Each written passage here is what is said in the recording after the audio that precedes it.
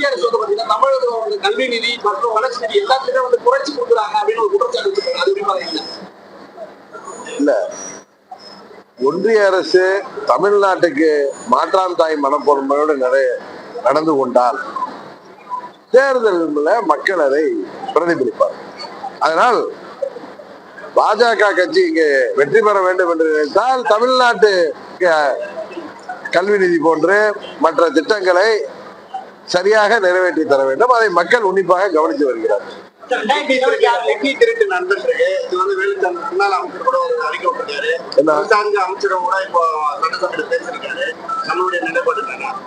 இந்தி தட்டுலாம் கடுமையான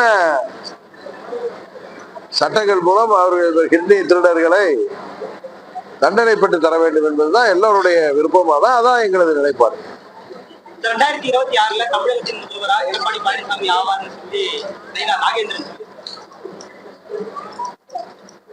பாவம் நண்பர் நயினார் நாகேந்திரன் அவரு பிறந்த நாள் நேற்றைக்கு தான் வந்துச்சு, அவருக்கு வாழ்த்து சொன்னான். ஆனால் அவருடைய விருப்பம் நிறைவேறாது தேர்தல். அது அம்மா மக்கள் முன்னேற்ற கழகம் உறுதியாக தமிழ்நாட்டு மக்களின் உதவியோடு துரோகத்தை நாங்கள் வேரடி மண்ணோடு சாய்ப்போம்.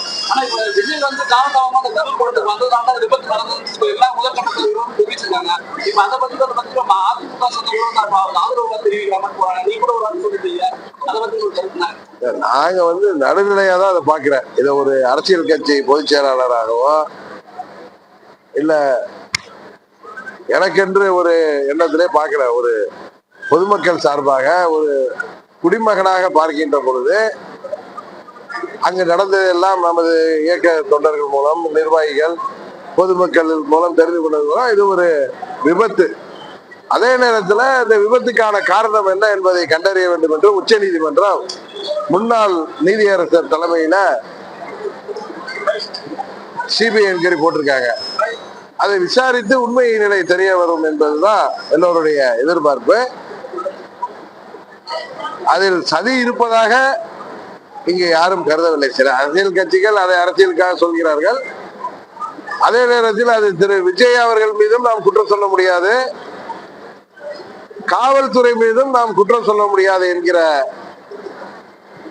எண்ணம் தான் அந்த பகுதி மக்கள் மத்தியிலே இருக்கிறது. நாங்கள் எங்கள் நிர்வாகிகள் மூலம் மற்றும் நண்பர்கள் மூலம் தெரிந்து கொள்வது. இதை நான் அரசியலாக பார்க்கவில்லை. நீதிமன்றம், உச்ச நீதிமன்ற விசாரணையின்படி உண்மை வெளிவந்தால் எல்லோருக்கும் நிம்மதி கிடைக்கும். அந்த 49 உயிர்களை இழந்த குடும்பங்களும் அவர்களுக்கும் உண்மை தெரிய வரும்.